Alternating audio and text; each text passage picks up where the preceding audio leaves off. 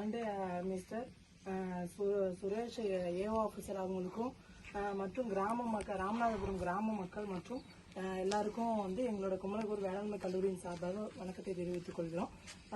உழவர்களின் நண்பன் அப்படின்னு சொல்லக்கூடிய மண்புழு அதுலேருந்து கிடைக்கக்கூடிய உரத்தை நம்ம எப்படி வந்து பெறணும் அப்படின்ற பற்றி தான் இன்னைக்கு வந்து பார்க்க போறோம். இப்போ வந்து இந்த மண்புழு உரத்தை தயாரிக்கணும் அப்படின்றனா ஒரு இடத்த கண்டிப்பா நம்ம செலக்ட் பண்ணணும். அந்த இடத்த நம்ம எப்படிலாம் வந்து செலக்ட் பண்றது அப்படின்னு பத்தி பார்க்க போறோம். மற்ற இடத்துல இருந்து நம்ம மண்புழு போடக்கூடிய இடம் கொஞ்சம் வந்து மேல இருக்கணும். தாழ்வான பகுதியா இருந்துடக்கூடாது.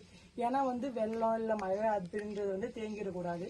அப்புறம் வந்து கொஞ்சம் நிழலான இடமா இருக்கணும். சுத்தி கொஞ்சம் மரமோ இல்ல ஏதோ நம்ம வந்து ஆர்டிபிஷியலா ஷேட் நட்டு அப்படி பண்ணா கூட ஓரளவுக்கு நிழலா இருக்கணும்.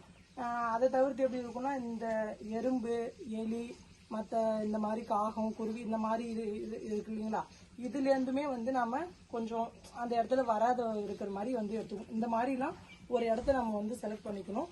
அதுக்கப்புறமேட்டு நம்மளுக்கு தேவையான மண்புழு இருக்கு இல்லைங்களா, அதையுமே செலக்ட் பண்றது இருக்கு. மண்புழு வந்து குறைந்த நிறைய வந்து சாப்பிடணும். நிறைய நம்ம போடுற தீனியை சாப்பிட்டுட்டு அதிக அளவுல வந்து